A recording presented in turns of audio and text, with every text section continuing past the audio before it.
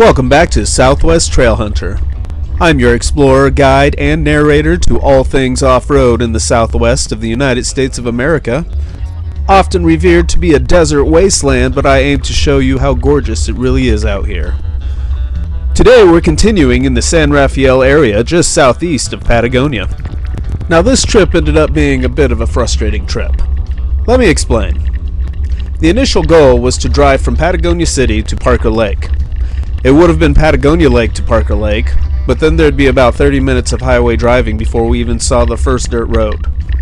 I recently released that video, by the way, Patagonia to Parker, and if you haven't seen it yet, feel free to go check it out. It's in my full trails playlist. But I digress. Frustrations. The plan was to start in Patagonia and follow a path similar to this. This is not the exact path, but close enough. This video started somewhere around here, and the rest is a general representation of the area we explored. On a side note, I include a link to maps similar to this one in the descriptions of all my trail videos so you can go out and find the areas that I've explored. On this map, all the areas in white are private land, and that's where our frustrations came. We encountered a lot of no trespassing signs, and ultimately, this video ends where it starts.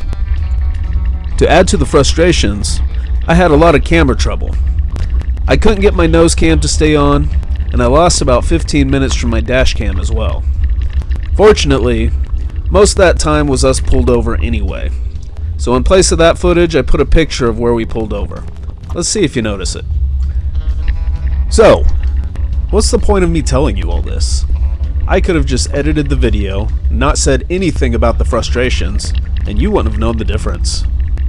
Well, I share this, not to complain about my misfortune, but to illustrate that things don't always go the way you plan.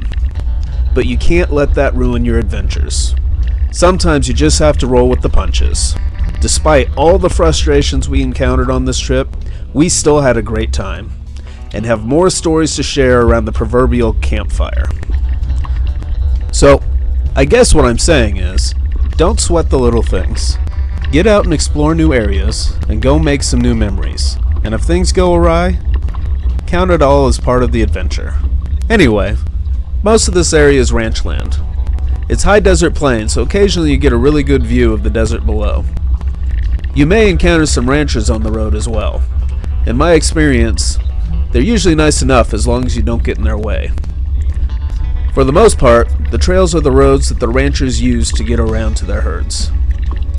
The road is mostly dirt with some mild rocky areas, and as you'll see, in some areas the trail has overgrown from lack of use. I recommend a high clearance vehicle, and while we didn't need it, I would recommend taking a vehicle with four-wheel drive. While you're out here, you can expect to run into a lot of gates. As usual, if they're not marked or locked, feel free to pass through them. Just make sure you're considerate and close the gate behind you, and keep an eye out for cows. Overall, we spent about an hour and a half out here. But if you're out here just to explore and don't have an agenda, you can spend a good half day and not travel the same trail. And that's all I've got for now. If you liked the video, please give it a thumbs up and share it with your adventure-loving friends. Don't forget to subscribe, and I'll see you next time. Let's turn up the tunes.